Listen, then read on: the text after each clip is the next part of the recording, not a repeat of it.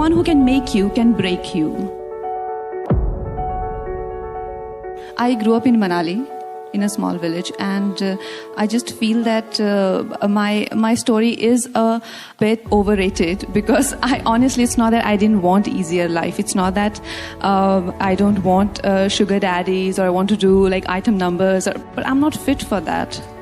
Honestly, I carry this huge, what people call me, I think Rajiv gave me a name, huge ego or something, which I personally think is self-respect, but but I think I'm not fit for all of that. So it's just, that's how I am. And if you think from others' perspective, I am an unusual person. If it's not that I made a plan that okay, I have to go about creating an unusual story, and it has to be the greatest one. No, I don't think I'm extraordinary in any aspect. I come from a village, a very small town, and I came to Mumbai thinking that okay, I should try my luck, like everyone else is. And I did try my luck in one of those atrocious films, thinking that maybe people would be interesting, in if I do things how everybody is doing, but it just didn't work for me.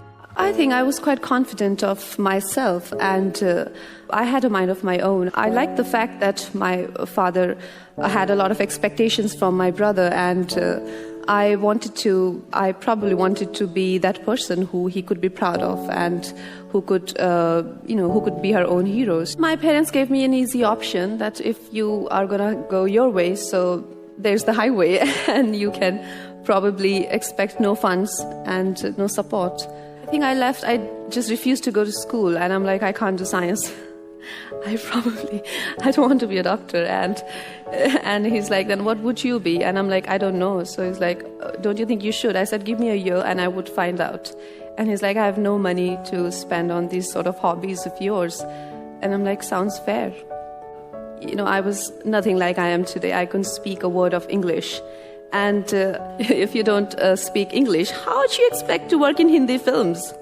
And like I said, my parents saw me as someone else. They saw me as someone who was a liability, but that didn't change my understanding of my abilities and myself. And when I came to Mumbai, they saw me as this village woman who had a weird accent and weirder appearance, I guess. But I didn't see myself like that. I thought of myself a lot more than just I am a lot more than my appearance or my age or my color or my hair.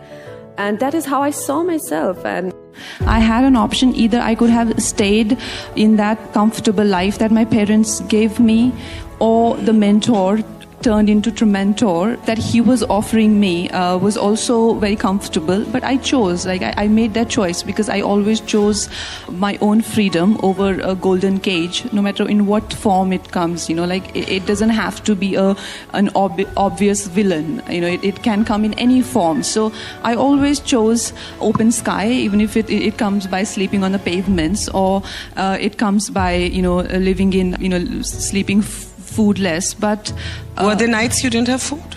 Of course. No khana, no food. No. And those were the nights when I used to escape from my own house because of the person he had the duplicate key for my house, and I used to jump out of the window in what you call this place, Yari Road. I had an apartment and on the first floor, so I'd taken it on the first floor so that I could jump off the windows. So I decided to get into a hotel, but I couldn't check into anything because he would be there before me, assuming where I would go. So I would sleep on pavements. And I remember once I was in this Juhu area and outside Shatrughan Sinha's house, and the watchman is like, isn't that girl in that film with curly hair? And I'm like, oh my God, I'm homeless and people are now recognizing me. So what do I do? Hi, do you need an autograph? But can I have some food? So yeah, it was getting a bit difficult. I mean, then I went to cops and they took care of everything. But that was the part. But it's not that I did not have an option. If I succumb to the pressure that, I think many women succumb to, I have a simple philosophy. Number one, the one who can make you can break you. Okay, so the one who will make you, he'll make you, it'll be an exchange, it'll be a deal, a barter of some kind. So you will always be a puppet on strings. So, I mean, what's the point of having a journey? What's the point of leaving your father's house in the first place? If you want to be a puppet, then be a puppet in your father's or husband's hands, because these people are gonna maybe, sort of use you or get fed up of you in a year or two, and then there will be another story.